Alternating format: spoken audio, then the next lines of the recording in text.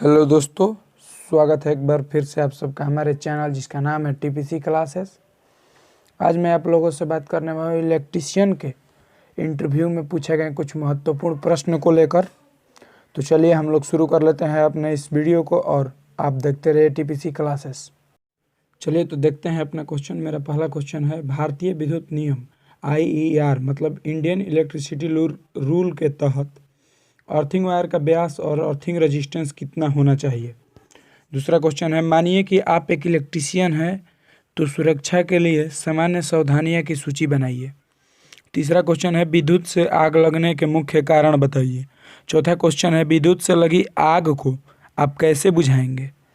और पांचवा क्वेश्चन है कि आप कैसे परखेंगे कि कोई बैटरी पूर्ण आवेश ग्रहण कर लिया है, मतलब कि कोई बैटरी पूरी तरह से चार्ज हो गया है, फुल चार्ज।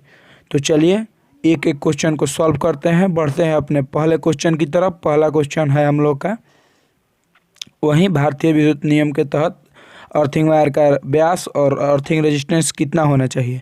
तो आंसर देखते हैं इसका। हम लोग का जो भारत में रहते हैं उसका कुछ रूल है, भारतीय विद्युत नियम के तहत आता है। जैसे फ्रीक्वेंसी 50 हर्ट्ज होता है भारत में, तो वैसे ही यहाँ पर जो अर्थिंग वायर का रेजिस्टेंस भारतीय विद्युत नियम तय किया है वो 1 ओम से कम होना चाहिए और 14 SWG स्टैंडर्ड वायर गेज का वायर यानी तार प्रयोग होना चाहिए। दूसरा क्वेश्चन हम लोग देखते हैं। दूसरा क्वेश्चन है, यदि आप इलेक्ट्रीशियन हैं तो सुरक्षा के लिए कुछ महत्वपूर्ण सामान्य सावधानियों की सूची बनाइए। अगर आप एक इलेक्ट्रीशियन हैं तो आप सुरक्षा के लिए एक सामान्य छोटी मोटी सूची तो ज़रूर ही बना सकते हैं। तो चलिए ये क्वेश्चन हम लोग देखते हैं।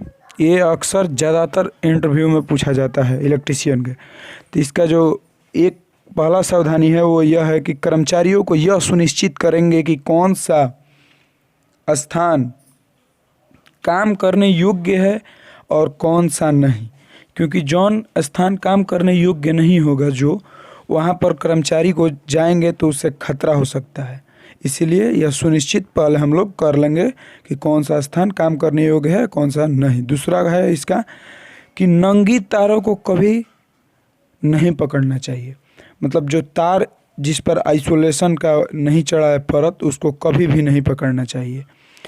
ये हो गया दूसरा। तीसरा है, किसी विद्युत उपकरण को मरम्मत करते समय बनाते समय यदि संभव हो तो मेन स्विच को ऑफ कर देना चाहिए। संभव हो तभी मेन स्विच को ऑफ करना चाहिए, अन्यथा अगर संभव नहीं हो तो आप तो मेन स्विच को ऑफ नहीं कर सकते हैं, लेकिन संभव है तो मेन स्विच को ऑफ करके ही मशीनों की मरम्मत करनी चाहिए।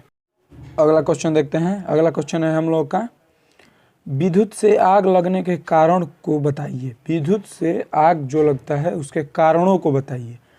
तो देखते हैं पहला कारण है हम लोग का, विद्युत लाइनों में ढीले ज्वाइंट, मतलब जो विद्युत लाइन के तार होते हैं उसमें ढीले ज्वाइंट मतलब लूज ज्वाइंट नहीं होना चाहिए जिसके कारण आग लग सकता है।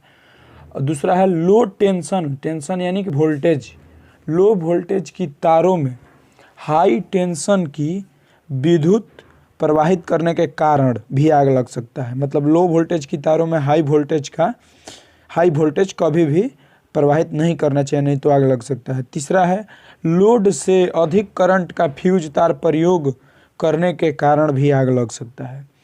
मतलब कि लोड से अधिक करंट का फ्यूज, जैसे लोड 2 एम्पियर का है तो 2 ही एम्पियर का फ्यूज लगाइए, क्योंकि 2 एम्पियर से जैसे ही थोड़ा सा अधिक होगा करंट तो फ्यूज गल जाएगा और आग नहीं लगेगी। अगर उससे अधिक लोड का फ्यूज लगाएंगे तो फ्यूज गलेगा नहीं, आग लगने की संभावना रहती है।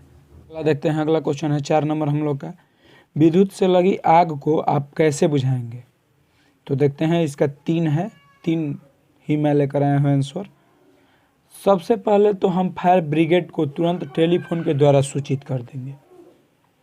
उसके बाद दूसरा आंसर हम लोग का ये बोलेंगे वहाँ इंटरव्यू में कि हमारे यहाँ जो अग्निशामक यंत्र उपलब्ध होंगे उनका प्रयोग करेंगे।